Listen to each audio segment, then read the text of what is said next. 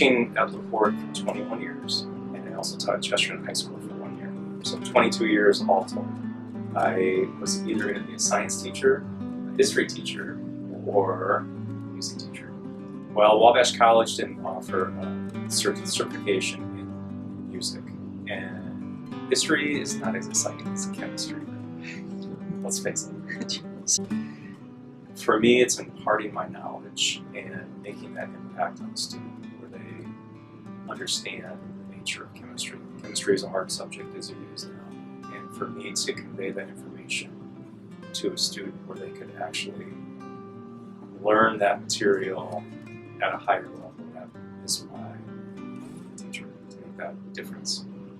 I'm going to go with platinum. It's my favorite element. Platinum because it's a rare metal, a precious metal. It's resistant to chemical change, and it's quite expensive. Costs a lot of money. Very valuable. My favorite demonstration is elephant toothpaste. Do you ever heard of elephant toothpaste? And probably the favorite lab that we do in chemistry is the silver bottle, the silver faucet. So that's always fun to see. I like the colleagues I teach with. We've got a great science department here, some amazing teachers here. I like the students. They are really, really top-notch students, really great students. And I like the atmosphere that we have. It's a very nice atmosphere, very conducive for learning. The first few days of AP Chemistry, Mr. Sherrick tells us the definition of chemistry is the study of magic, wonder, and fun. And he does this to build an appreciation among us students, and I personally appreciate chemistry more because of it.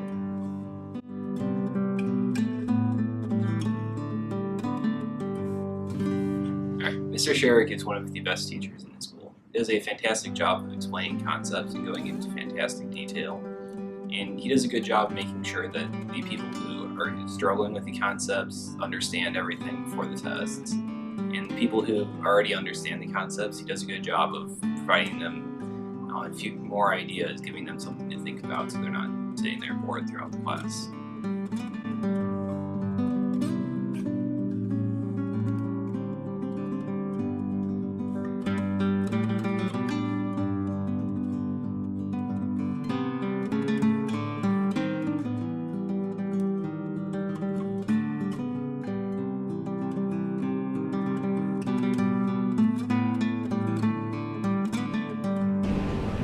I had Mr. Sherrick when I was a sophomore in high school, both trimesters, and clearly I'm an English person. I loved all of my English classes. I knew I was going to be an English teacher, so science really wasn't my thing, but I loved going into his class every single day. It made sense to me. He made it fun.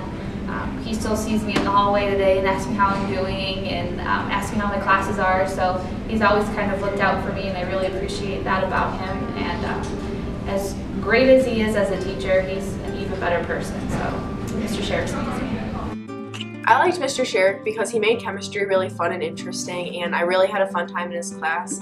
I really liked that he always came in really early for us, and he was always there to help us, and he always stayed after school if you needed him, and he gave a lot of opportunities to make sure we understood what we were doing in chemistry.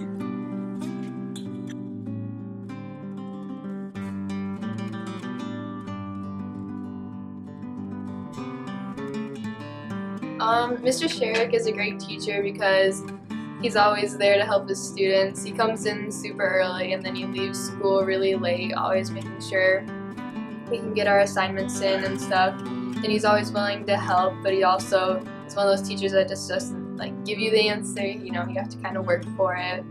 And he always makes the lectures fun, even though it's chemistry.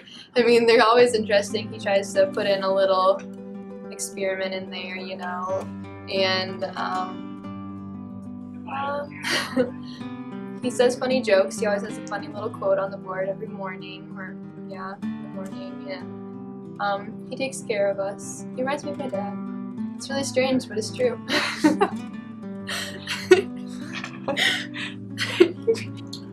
I think to succeed in chemistry or any hard class of that nature, I think number one, you have to have a passion for the subject. I think if you go into a course that you're not excited about, that's going to prohibit you from learning. I think the second thing is you can have good rapport with your instructor, good relationship with your teacher. And then I think the third thing is you need to have an open mind in terms of not only material, but also you need to have an open mind in terms of how much work it's going to entail on your part to succeed in that class. And if you don't work hard, you're not going to succeed. Good efforts, a good rapport with the teacher, and also a love for the subject matter, I think is going to carry quite a bit in the subject, whether it be chemistry or physics or calculus or whatever.